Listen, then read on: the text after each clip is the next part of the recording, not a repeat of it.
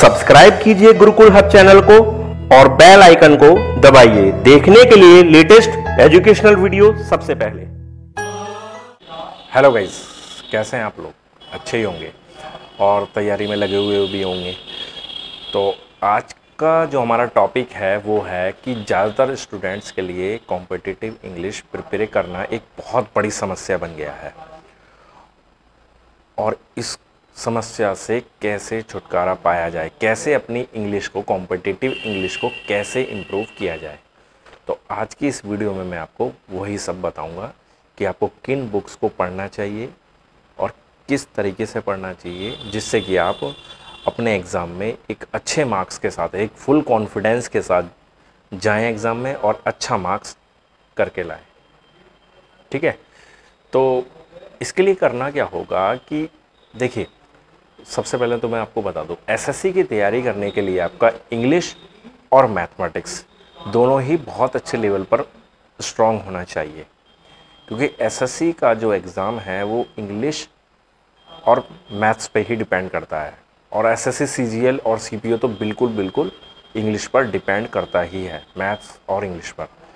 ठीक, क्योंकि जो हमारा टीयर 1 होता है मैथमेटिक्स और इंग्लिश 50-50 मार्क्स, और सीजीएल के जो टीयर 2 होता है वहाँ पर 200 नंबर की इंग्लिश, 200 नंबर का मैथ, और सीपीओ में तो केवल 200 नंबर की इंग्लिश होती है। तो इन सब चीज़ों को देखते हुए आप समझ सकते हैं कि इंग्लिश का कितना ज़्यादा प्रभाव पड़ता है किसी भी स्टूडेंट्स के सिलेक्शन में। तो उसके लिए क्या होगा कि अगर आपकी इंग्लिश वीक है तो आपको बेसिक लेवल पर तैयार करना पड़ेगा। ठीक है, बेसिक लेवल मतलब कोई भी बेसिक बुक पढ़िए, जैसे रैन एंड मार्टिन की बुक आती हैं। ठीक है, रैन एंड मार्टिन की हाई स्कूल वाली बुक आती है, वो आप पढ़ सकते हैं। ठीक है, जो ज़्यादातर जो प्रोफेशनल कोर्स होते हैं, BTech, B pharma, BCA, BBA, उसमें भी वो चलती है बुक। ठीक है, तो उस बुक से आप स्टार्ट कीजिए। ठीक है, article, noun, pronoun, adjective, adverb, ठीक, कंजक्शन, प्रपोजिशन, ये सब चीज़ें बारी बारी से आप बेसिक लेवल बुक से पढ़िए।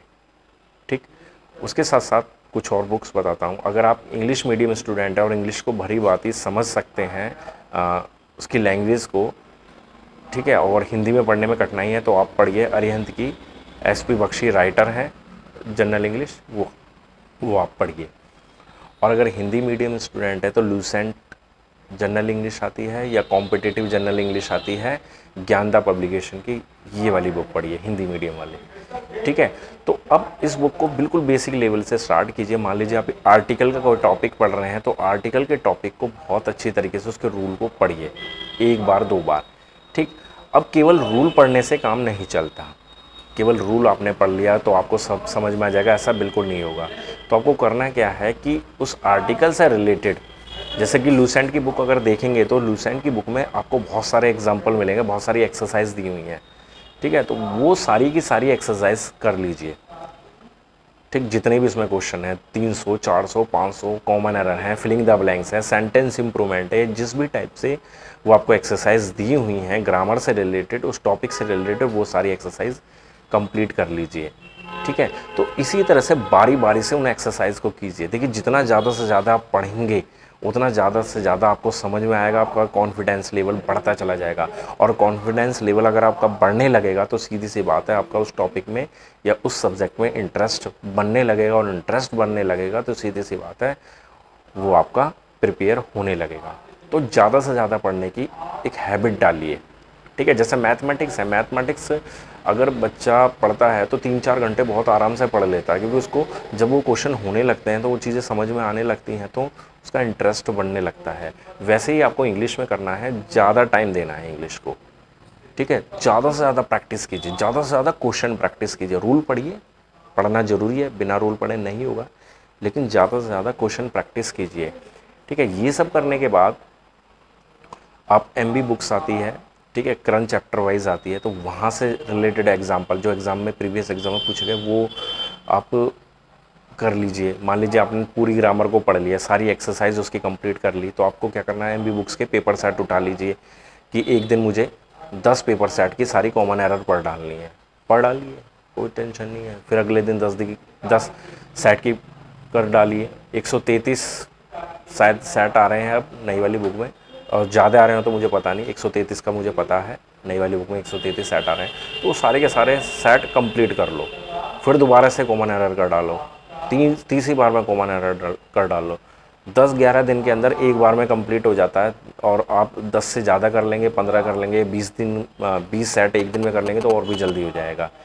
ठीक है, तो वहाँ से आपका बहुत अच्छा इम्प्रूवमेंट नज़र आएगा। क्वेश्चन प्रैक्टिस बहुत ज़्यादा ज़रूरी है।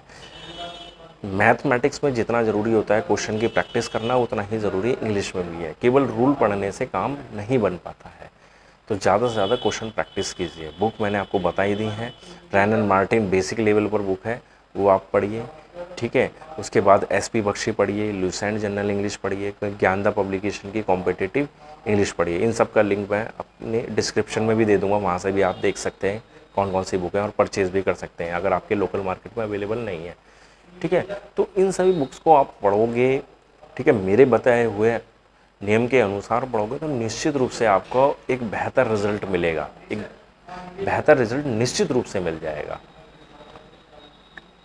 ठीक है ना, तो इंग्लिश की अहमियत को समझिए, उसको इग्नोर मत करिए, क्योंकि जब तक आप पढ़ना शुरू नहीं करेंगे तब तक कोई भी चीज़ समझ में नहीं आएगी। केवल सोचते रहने से कॉन्फिडेंस नहीं बनता, पढ़ने से कॉन्फिडेंस बनता है, किसी काम को करने से कॉन्फिडेंस बनता है। तो अगर कॉन्फिडेंस को बनाना है सब्जेक्ट के प्रति तो उस चीज़ को करिए, पढ़िए। ठीक है, तो जो भी मैंने आज आपको बताया है, तो इन सब पॉइंट्स को अगर मद्देनज़र आप रख के पढ़ाई करोगे तो निश्चित रूप से आपको बेनिफिट मिलेगा। ठीक है, आज की वीडियो में बस आपको यही बताना था, क्योंकि लगातार मेरे से ये क्वेश्चन पूछे जा रहा था। इंग्लिश एक बहुत बड़ी समस्या बनती जा रही है और इम्प्रूव नहीं हो रही है, तो कैसे पढ़ा जाए। तो पढ़ने का एक सीधा सा सिंपल सा तरीका यही है कि ज़्यादा से ज़्यादा पढ़ें, ज़्यादा से ज़्यादा टाइम निकालें, ज़्यादा से ज़्यादा इंग्लिश पढ़ें। शुरू में समझ में नहीं आएगी, लेकिन एक टाइम ऐसा आएगा जब आपको समझ में आना शुरू हो जाएगा। तो गाइज़, मेरी तरफ से आपके लिए बेस्ट ऑफ लक है। आप अपनी तैयारी में लगे रहिए, डट के लगे रहिए। ठीक है, आपको निश्चित रूप से सफलता मिलेगी। धन्यवाद।